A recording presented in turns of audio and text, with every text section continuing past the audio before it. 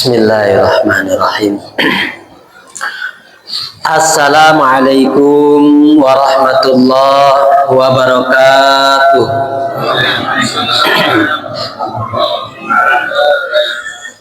Alhamdulillahilladzi hadana li hadza wa ma kunna linahtadiya laula an hadanallah. Asyhadu an la ilaha illallah wahdahu la syarikalah wa asyhadu anna Muhammadan abduhu wa rasuluhu la nabiyya ba'da.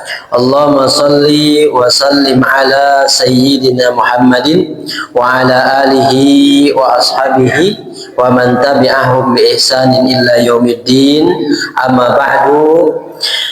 Hadirin wal hadirat, bapak-bapak, ibu-ibu jamaah Masjid Al-Kautsar, puja dan puji syukur kembali kita panjatkan kehadirat Allah Subhanahu wa taala karena sampai malam hari ini kita masih diberikan kesehatan oleh Allah Subhanahu wa taala sehingga kita bisa hadir dari rumah ke masjid ini pertama dalam rangka sholat maghrib berjamaah, dan insya Allah ba'da sholat maghrib ini kita lanjutkan kembali dengan salah satu kewajiban kita yang lain, yakni thalabul ilmi.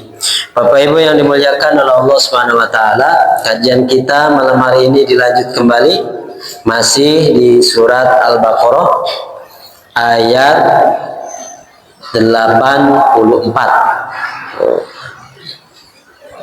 Surat Al-Baqarah ayat 84.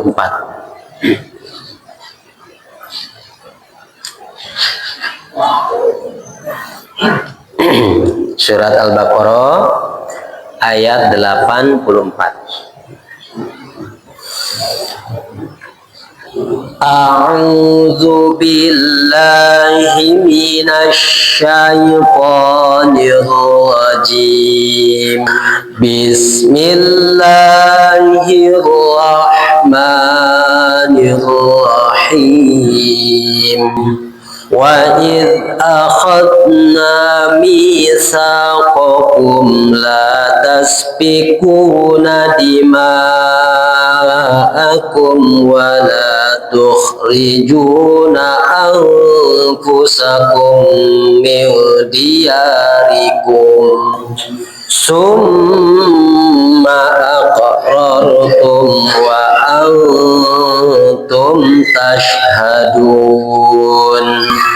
Summa antum haula'i taqtuluna anfusakum wa tukhrijuna fariqam minkum min diyarihim tazaharuna alaihim bil ismi wal udwan wa in ya'tukum usara tufaduhum wa huwa muharramun alaikum ikhrajuhum. Afatu'minuna bi ba'dil kitabi wa takfuruna bi ba'd. Fama jazaa'u man yaf'alu dzalika minkum illa khizyun fil hayatid dunya wa yawmal qiyamati yuradduna ila asyaddil adzab wa ma Allahu bighafilin amma ta'malun. Ulaika alladzina ishtarabul hayatad dunya bil akhirah fala yukhaffafu anhumul adzabu wala hum yunsarun. Sadaqallahul azim. Baik Bapak Ibu, kita malam ini alhamdulillah bisa bertadarus 3 ayat. Pada pertemuan yang lalu kita sudah membahas tentang pengambilan janji dari Bani Israel oleh Allah Subhanahu wa Ta'ala, dan isinya itu ada 8 janji. Pertama, janji yang diambil dari Bani Israel adalah la ta'buduna illallah, bahwa Bani Israel itu tidak akan menyembah kecuali hanya kepada Allah, Tuhan yang berhak diibadahi. Yang kedua adalah berbuat baik kepada kedua orang tua, wabil walidaini ihsana. Jadi setelah diambil janjinya untuk hidup di dunia ini mentauhidkan Allah Subhanahu wa Ta'ala, maka baru diarahkan kepada hablum minan nas. Tadi hablum minallah ya, urusannya dengan Allah. Kemudian setelah bagus itu baru diarahkan Bani Israel itu untuk memperbaiki hubungan dengan manusia. Nah, yang pertama adalah kedua orang tua.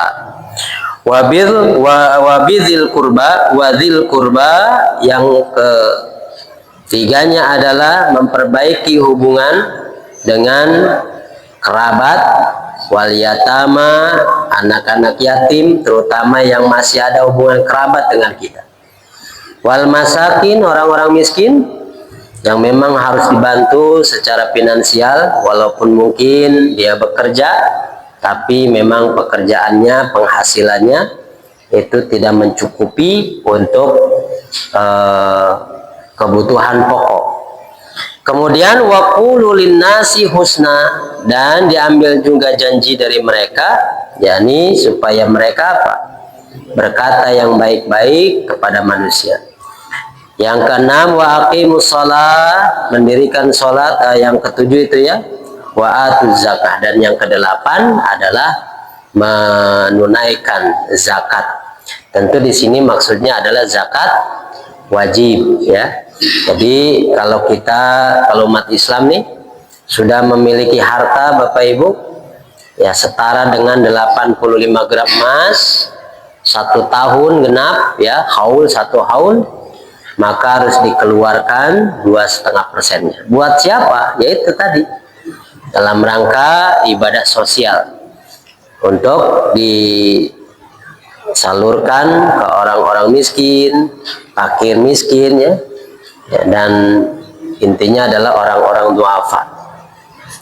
Ternyata Bapak Ibu, 8 janji ini yang telah diikrarkan oleh mereka, ternyata mereka mengingkari. Summa tawallaitum illa qalilan minkum.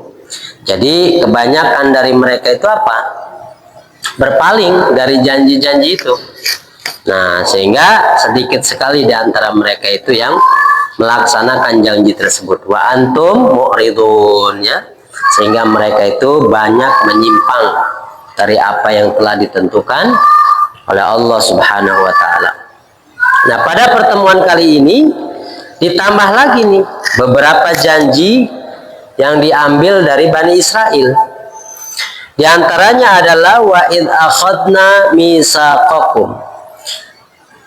Dan ingatlah Muhammad, sampaikan kepada umatmu ketika Allah mengambil janji dari Bani Israel. Apa itu?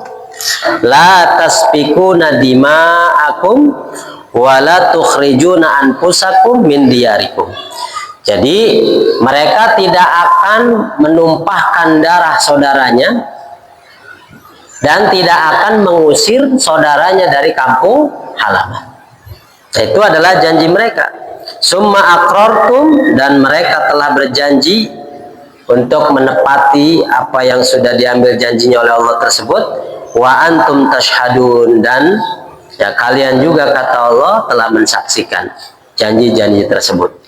Nah, Bapak Ibu, setelah 8 janji yang diambil tuh, intinya kalau digambarkan itu janji tersebut mengandung hablum minallah, yakni apa? Hubungan terhadap Allah Subhanahu wa Ta'ala.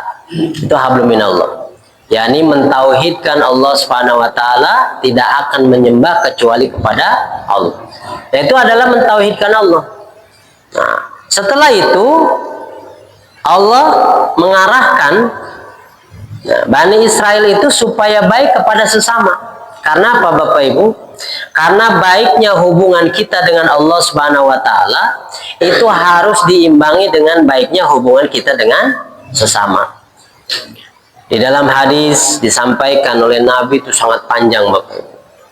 Ini menyangkut masalah hubungan hablum minallah dan hablum minan nas. Kata Nabi Shallallahu Alaihi Wasallam, "Atadruna mal muflis?" Tahukah kalian wahai sahabat, orang yang akan bangkrut di akhirat, ya, atau orang yang bangkrut, muflis itu bangkrut. Nanti kalau punya anak jangan dikasih nama muflis, nanti bangkrut kasihan. Nah, sahabat itu menjawab, ya macam-macam. Biasanya kan yang disebut dengan bangkrut itu, sahabat mengatakan itu mungkin diantara kami yang tidak punya dinar, tidak punya dirham, tidak punya harta, dan tidak punya jabatan, sehingga hidupnya belangsak gitu kan. Itu adalah orang yang bangkrut. Nah, kata Nabi bukan itu yang disebut dengan bangkrut itu. Ya, jadi kata Nabi, orang yang bangkrut di antara umatku itu adalah orang yang datang pada hari kiamat, man ya'ti yaumal qiyamati bisolatin wa zakatin wa siyamin, dan banyak lagi gitu kan. Orang yang datang pada hari kiamat dengan membawa sholatnya, pahala sedekahnya, pahala zakatnya, pahala puasanya, pahala hajinya, dan macam-macam. Orang ini datang dengan membawa pahala-pahala tersebut, berarti orang ini ahli ibadah, rajin sholat, rajin puasa, rajin berderma, zakat, infak, sedekahnya rajin, ya. Bahkan mungkin dia sudah haji, sudah sempurna tuh rukun Islamnya. Tapi kata Nabi Shallallahu Alaihi Wasallam, orang ini datang kepada Nabi dengan membawa pahala-pahala banyak itu, tapi sayang kata Nabi, qad syatama hadza. Dia dulu waktu hidup suka mencaci orang lain. Paling enak pak nyaci maki orang itu ya. Biasanya kan kalau di kita mah bahasa Indonesia itu yang saya pelajari dulu waktu SD. Katanya kalau gajah di pelupuk mata itu nggak kelihatan, maka semut di ujung lautan kelihatan. Gajah di pelupuk mata kelihatan, nggak kelihatan. Sedangkan itu yang namanya semut di ujung lautan sana bisa kelihatan. Itu peribahasa Indonesia yang cakep banget itu. Artinya apa? Kita kadang kalau melihat kesalahan orang itu kelihatan jelas. Yang nggak kelihatan pun dikorek-korek. Wah si eta, diomongin. Ya. Jadi orang yang nggak kelihatan pun kesalahannya dicari-cari kesalahannya. Sedangkan kita sendiri yang barangkali banyak salah, nggak pernah tahu kesalahan kita.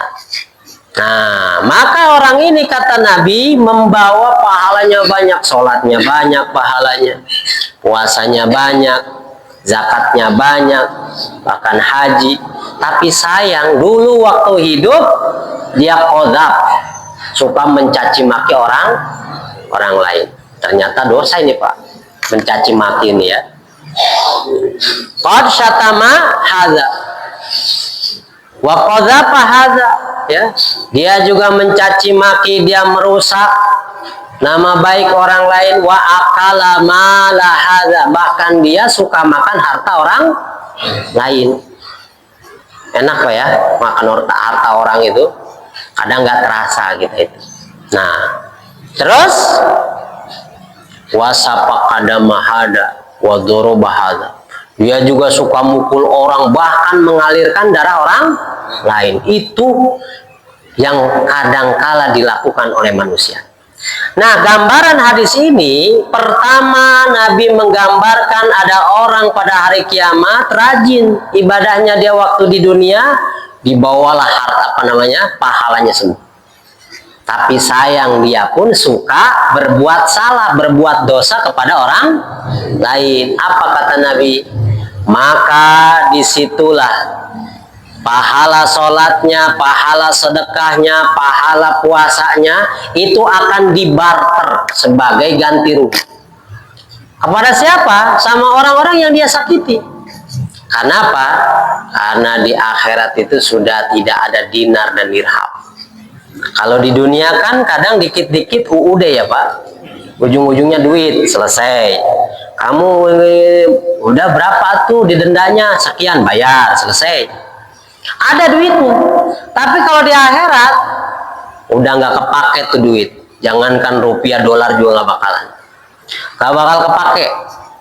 Nah, maka yang kepake di sana apa? Barter antara hasanat wassayiat. Baik dan buruk. Maka kebaikan orang yang datang pada hari kiamat ini dengan membawa pahala yang begitu banyak, dia pun harus bertanggung jawab membayar kesalahan-kesalahan dia kepada orang lain. Baik itu mencaci maki, baik itu merusak nama baik orang lain, baik itu memakan harta orang lain, baik itu memukul bahkan mengalirkan darah orang lain. Maka harus dibayar dengan kebaikan-kebaikan yang dulu dia pernah lakukan dari puasa, sholat, zakat, haji, dan seterusnya. Nah, kalau banyak tuh yang disakiti, berarti kita doyan nyakitin orang. Maka pahalanya habis, sedangkan orang masih pada ngacung, masih buka salah siakai. Oh, maka tengok-tengok pahalanya sudah habis Pak. Maka kalau ada habis bagaimana? Apakah dimaafkan? Enggak. Berarti apa? Ditukar. Kesalahan, keburukan, dosa-dosa orang yang dia sakiti itu dibebankan kepada kita. Karena kamu udah habis pahalanya, sekarang keburukan saya, nih, ambil sebagai ganti rugi. Dulu kamu telah mencaci maki saya dan sebagainya. Nah, kasih. Itulah yang disebut dengan muflis, orang bangkrut. Dulu marajin ibadah, karena banyaknya dosa ke orang lain, maka habis dikasih ke orang lain tuh pahalanya. Nah, habis pahalanya sedangkan dosanya masih banyak sama orang, maka dosa-dosa orang itu akan dilimpahkan ke kita. Maka setelah itu sudah bangkrut, ya, jatuh, ketimpa tangga lagi, paturi hapinar. Lalu orang ini kata Nabi dilemparlah ke neraka. Itu kalau digambarkan orang itu sakit hati bener Pak ya, bukan sakit hati. Apa sih, nyesalnya luar biasa. Waktu hidup rajin ibadah, pahalanya udah banyak, pede kan datang sama Allah. Ternyata habis gara-gara kita dulu waktu hidup banyak mencaci maki, banyak mengambil harta orang lain atau menyakiti orang lain. Nah inilah makanya apa? Allah itu mengajarkan kepada kita supaya apa Bapak Ibu? Setelah kita baik hubungan kita dengan Allah, hablum minan nas, dengan ibadah-ibadah mahdoh, maka setelah itu kita harus memperbaiki hubungan kita dengan sesama ini.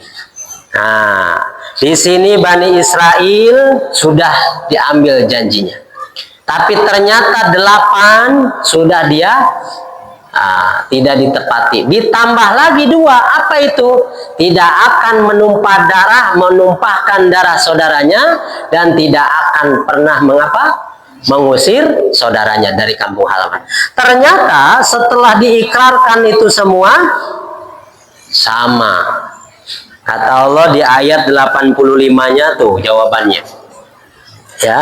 Summa setelah itu kan antum haulai, dasar kamu Bani Israel gitu kan, taqtuluna anfusakum, justru setelah kamu mengambil janji itu tidak akan menumpahkan darah saudaranya, tidak akan mengusir saudaranya dari kampung halaman, tapi justru yang terjadi kata Allah, taqtuluna anfusakum, kalian justru menumpahkan darah saudaramu.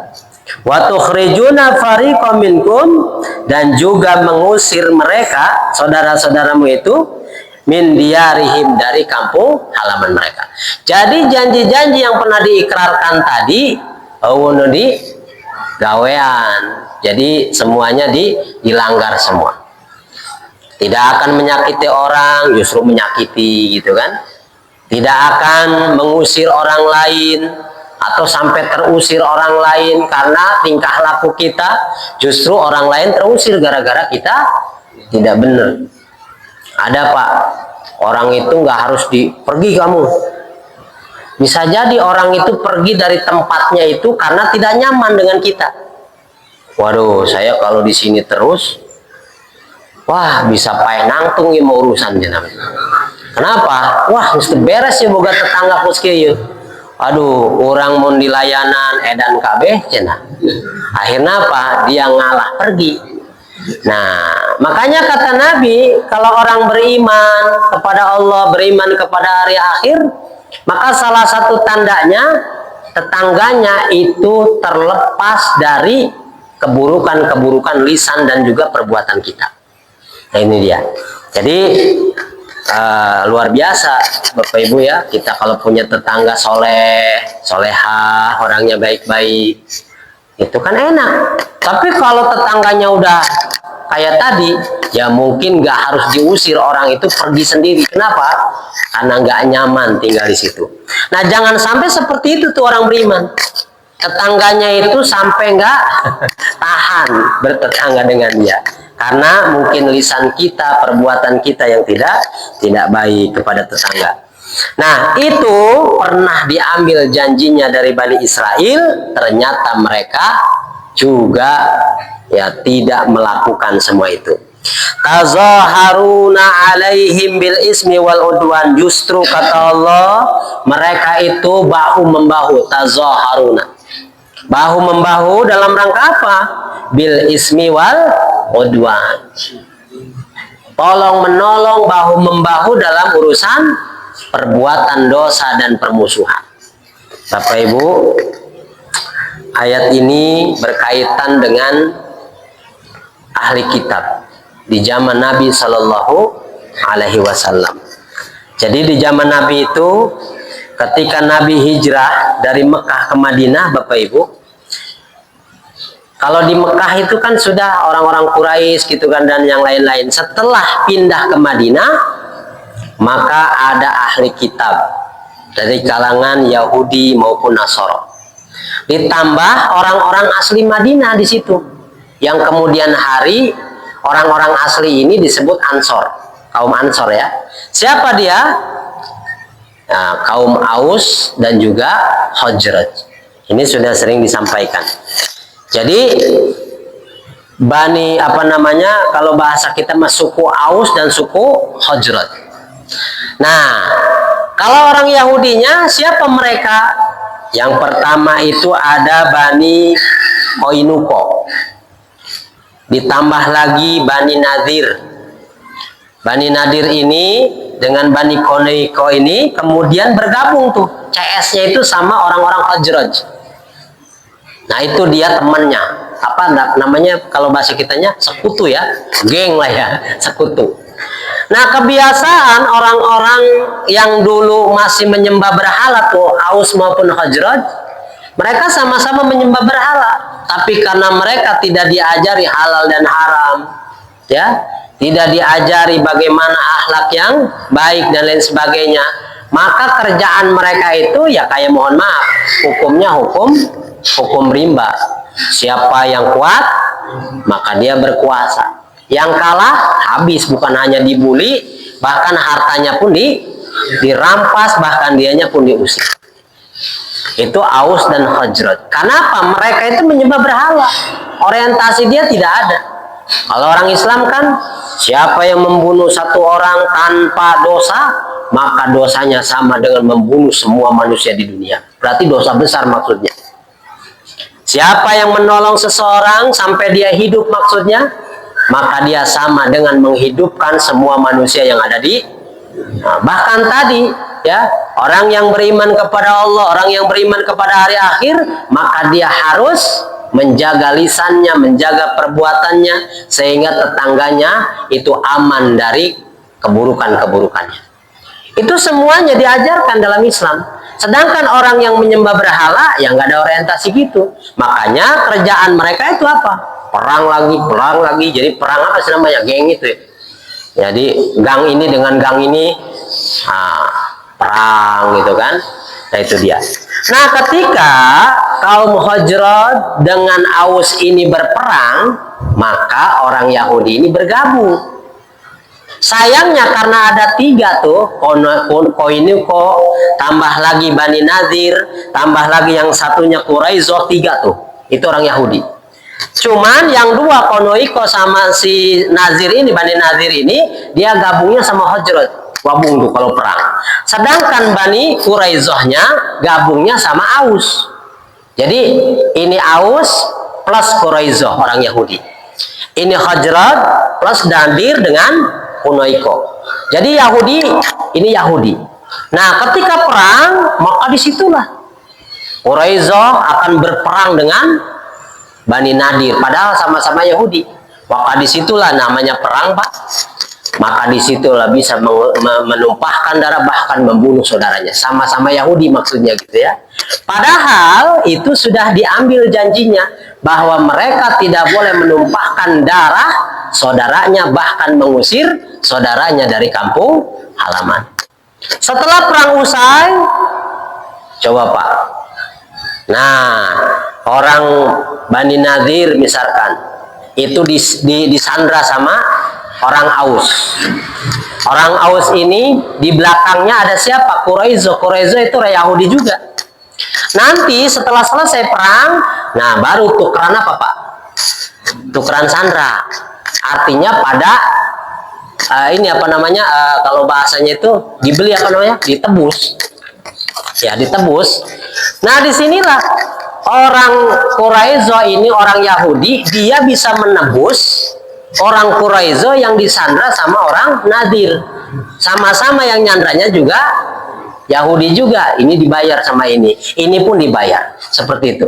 Bahkan ketika dikalahkan salah satu mereka itu dari kampung halamannya, bukan hanya diambil, dijarah, semuanya hartanya dirampas. Itulah namanya perang. Siapa yang kalah pasti dikuasai, ditindas, dikuasai semua kekayaannya. Itu dilakukan oleh mereka yang telah membaca Alkitab. Nah, ini pelajaran besar bagi kita Bapak Ibu. Jangan sampai umat Islam itu perang saudara. Ini nggak boleh. Kita, itu yang perang siapa? Yang perang orang Islam dengan Islam. Yang membunuh orang Islam, yang terbunuh orang Islam. Gitu kan? Yang nembak orang Islam, yang ditembak orang Islam, dipenjarakan sama orang Islam, ditebus lagi sama orang. Nah, ini nggak boleh bahasa ini. Itu adalah pelajarannya. Dulu orang Yahudi itu sudah diambil janjinya jangan sampai mereka melakukan hal seperti itu. Tapi kemudian dasar kalian, kata Allah, Yahudi, orang ahli kitab itu Bani Israel, justru apa yang kami ambil janjinya darimu, justru kamu melakukan semua itu. Jadi justru yang harusnya ditinggalkan, malah itulah yang dikerjakan sama mereka. Nah, itulah. Maka kata Allah Subhanahu wa taala dijelaskan, wa iyyatukum, jika mereka ahli kitab itu datang kepadamu, ahli kitab juga kamunya itu. Usaro tufaduhum, usaro sebagai apa? Tawanan perang. Tufaduhum, maka kamu ahli kitab itu juga menebus dari ahli kitab juga. Orang Yahudi nebus sama orang Yahudi. Yang memenjarakannya Yahudi juga. Seperti itu. Wa huwa muharramun alaikum. Kenapa melakukan semua itu? Kenapa harus ditebus? Orang Yahudi disandra sama orang Yahudi, ditebus sama orang Yahudi. Kenapa melakukan begitu? Tebus menebus. Karena kata mereka, itulah yang diajarkan di dalam Taurat. Karena kami diharamkan untuk menumpahkan darah saudara kami, dan kami juga ya harus membebaskan saudara kami. Itu berdasarkan kitab. Nah, padahal ya mereka telah melanggar dengan melakukan peperangan bersama-sama orang yang menyembah berhala, orang-orang musyrik. Maka kata Allah Subhanahu wa taala, apa tu'minuna bi ba'dil kitab wa takfuruna bi ba'd. Apakah kamu ini beriman sama sebagian kitab kemudian kafir kepada sebagiannya? Nah, ini mengingatkan pelajarannya buat kita.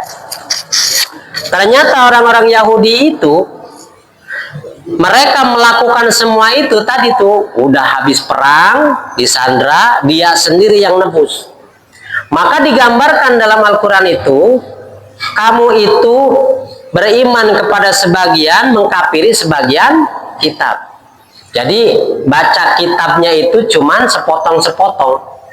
Ini hukum Allah yang ada di Alkitab menguntungkan, ambil. Oh, yang ini kayaknya nggak enak, merugikan kita nih, udah tinggalkan. Itu namanya iman kepada sebagian, kafir kepada sebagian. Sikap kita bagaimana Pak terhadap Islam? Kayaknya hampir sama ya Pak.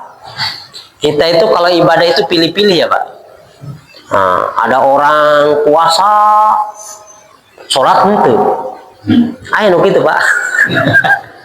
Ini mah pelajaran hidup kita aja.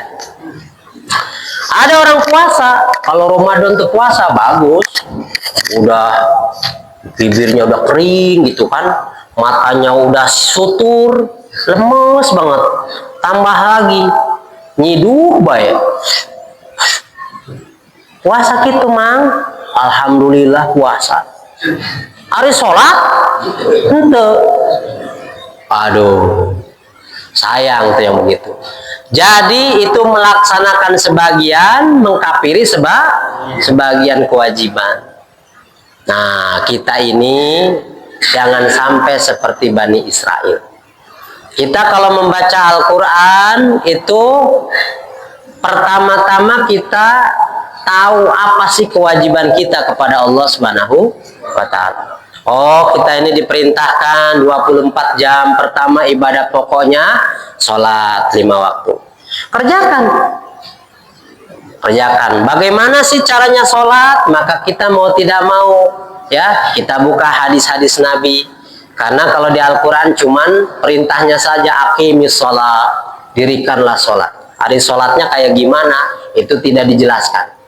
Maka ditafsirkanlah oleh hadis Nabi Shallallahu Alaihi Wasallam. Idza qumtum ila sholat, terus dijelaskan. Nah, kita kerjakan tuh yang wajib-wajib. Itu efek dari apa? Dari kita membaca Al-Quran, nanti kepada hadis dan seterusnya. Jadi ngaji kita itu harus ada efeknya dalam hidup, harus ada tapaknya, harus berdampak dalam kehidupan sehari-hari.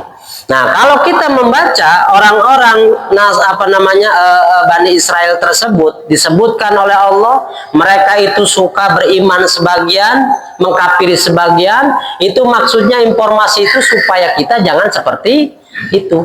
Sholat kita kerjakan semampu kita, jangan ditinggalkan, kecuali memang sudah kita tidak mampu apa-apa. Setelah itu puasa yang wajib apa? Ramadan. Udah. Dari 12 bulan kita cuma diambil 1 bulan. Dari 360 hari kita hidup 1 tahunnya, itu diminta sama Allah paling banyak itu 30 hari. Nggak ada 31 Pak. Nggak ada dalam Islam itu puasa Ramadan 31 hari, itu nggak ada. Karena kata Nabi, ya bulan itu dalam Islam itu hanya 2. Kalau tidak 29, 30 genap. Jadi nggak ada kabisat, nggak ada, gitu kan? Nggak ada juga 31 hari, nggak ada. Jadi 29, 30. Nah, itulah yang wajib. Dari 360 hari kita wajib melaksanakan puasa, itu hanya 30 hari paling banyak. Kerjakan itu, jangan sampai ditinggalkan. Itu efek dampak daripada kita membaca Al-Quran. Maka beda Pak. Orang yang sudah ngaji dengan orang yang belum ngaji itu beda.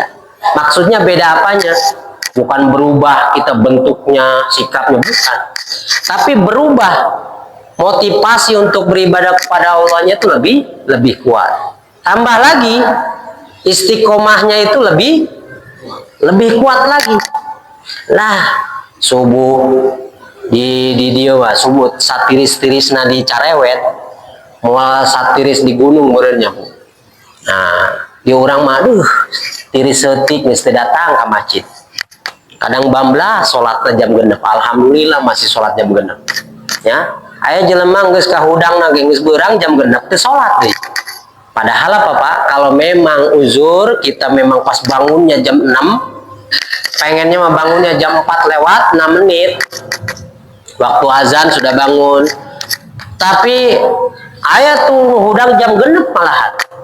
Apakah itu tinggalkan sholat subuh? Jangan, kerjakan sholat subuh. Bangun, ambil air wudhu, kemudian sholat jam genep. Paling gak ada komen dari anak, Pak, sholat naon?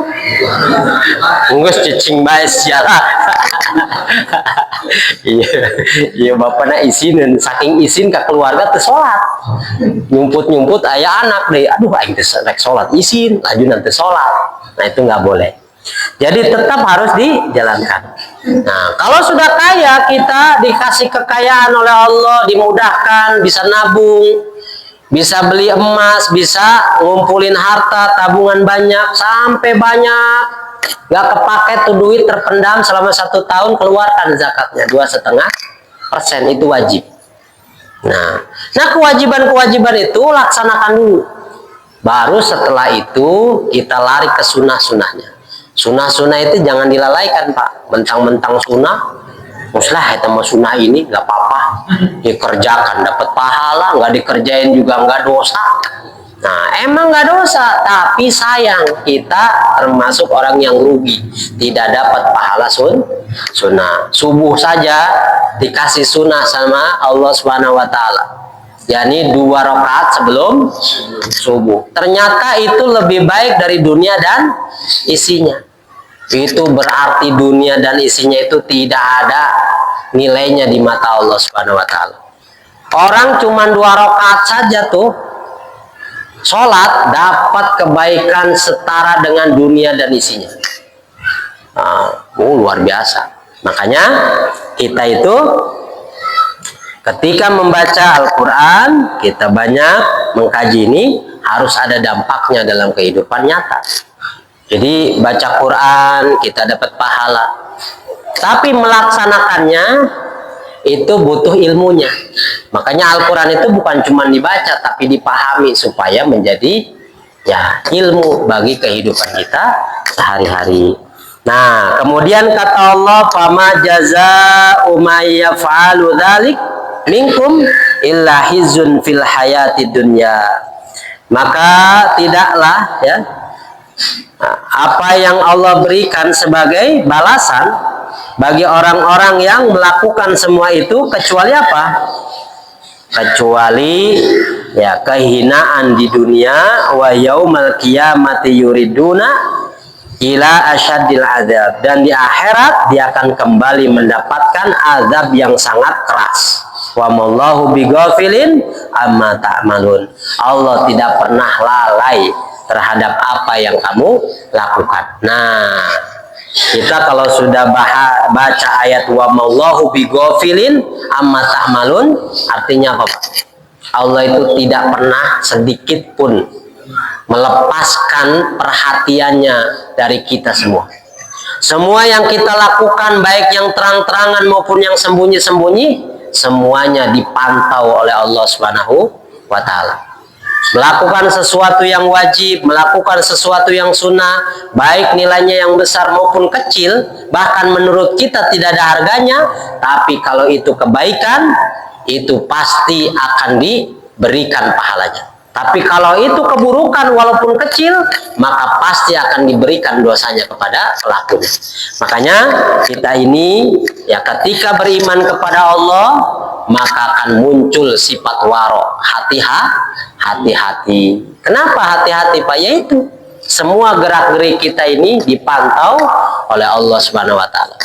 Makanya muncul rasa malu kita ini.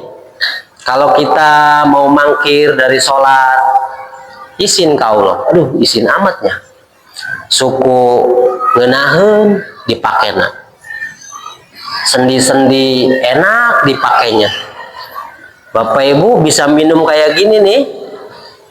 Ini nikmat besar ini Pak. Coba kalau sendinya dimatiin sama Allah nih sebelah sini. Hayang minum. Woi, hayang minum, kumang minum neta. Nah, tapi Allah berikan sendinya itu bisa berfungsi sebelah sini, maka bisa tak minum. Iya, coba yang tangannya begini, geras. Waduh. Ada orang Pak, posturnya mah nggak kelihatan sakit, tapi mungkin dia kecelakaan dulunya. Tangan kanannya itu bisa begini. Tapi kalau dikasih beban agak sedikit berat aja termasuk nyendok nasi itu nggak nyampe gini doang tuh. Maka dia makan dengan tangan kiri. Geus kitu deui kadeulina ustad eta jelema.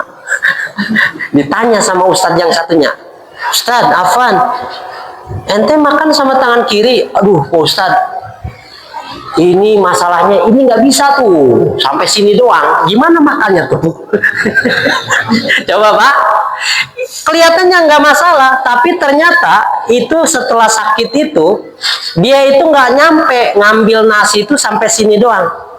Jadi kalau mau makan itu nggak kena tuh, itu udah susah gitu. Makanya kalau kita ini bangun tidur, sendi-sendinya bisa bergerak, bisa nengok ke kanan ke kiri, kakinya bisa melangkah, maka kata Nabi, ini orang harusnya mah apa? Bersedekah untuk bersyukur kepada Allah. Bersedekah nggak bisa, bantu orang lain berbuat baik. Ternyata nggak bisa juga, ya, ngebantu orang nggak bisa, bersedekah nggak bisa, maka minimal harus diganti dengan 2 rakaat sholat sunnah. Sholat apa itu Pak? Sholat duha.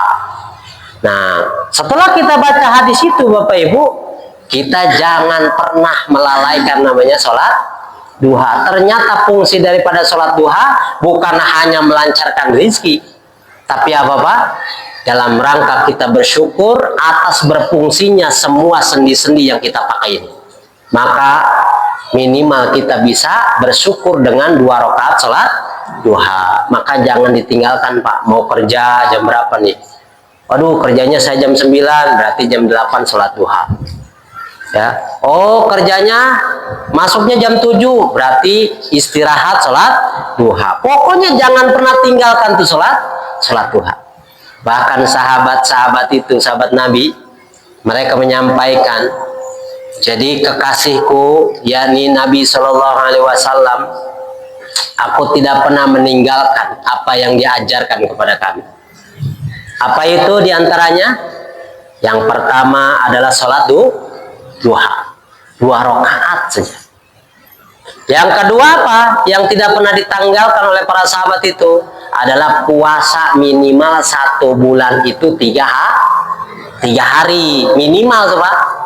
30 hari tuh kan, kita hidup 1 bulan 30 hari minimal. Sholat lagi puasa sunnah berapa? 3 hari. Kapan waktunya? Tengah-tengah yaumil bid, tanggal 13. Sekarang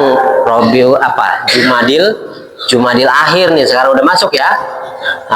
Jumadil akhir nanti nih tanggal 13 Jumadil akhir, malamnya Bapak bangun sahur, pahit-pahit sungut yang sahur bae geus. Nah, baru ya. Nah, puasa tanggal 13. Tanggal 14 puasa lagi, tanggal 15 puasa. Itu namanya puasa-puasa ketika bulan sedang terang, maka disebutnya yaumil bid.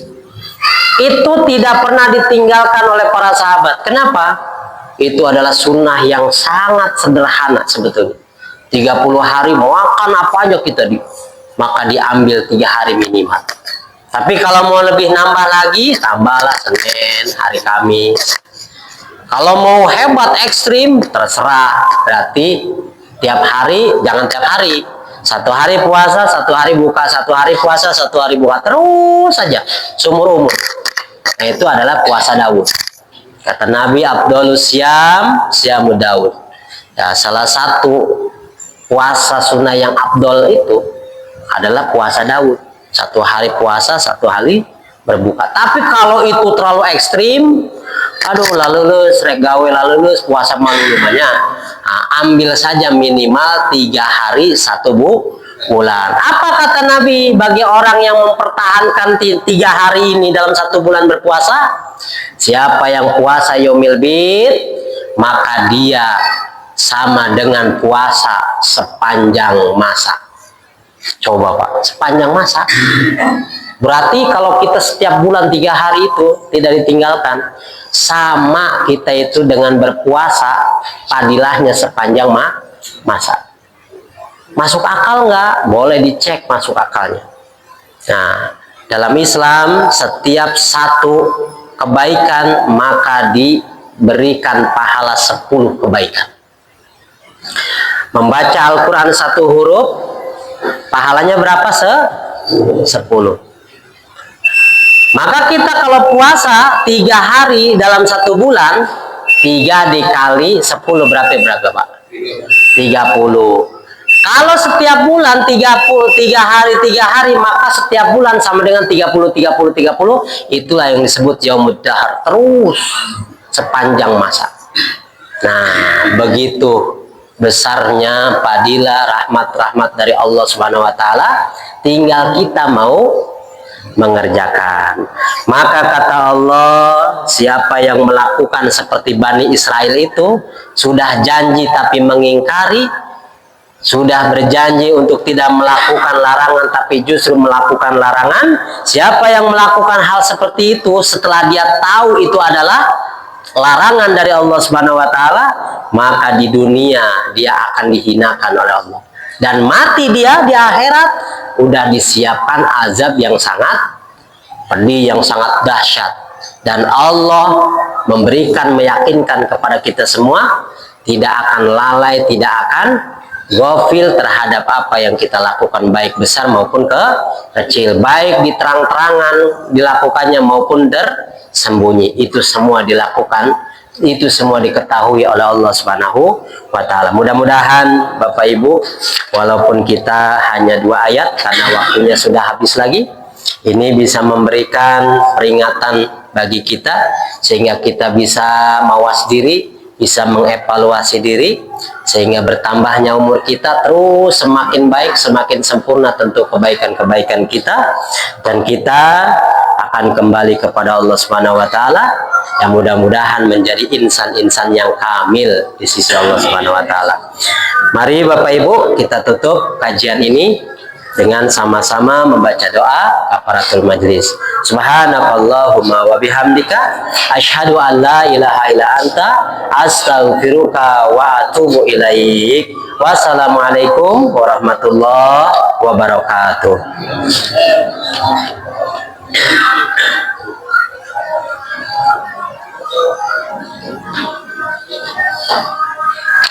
Ya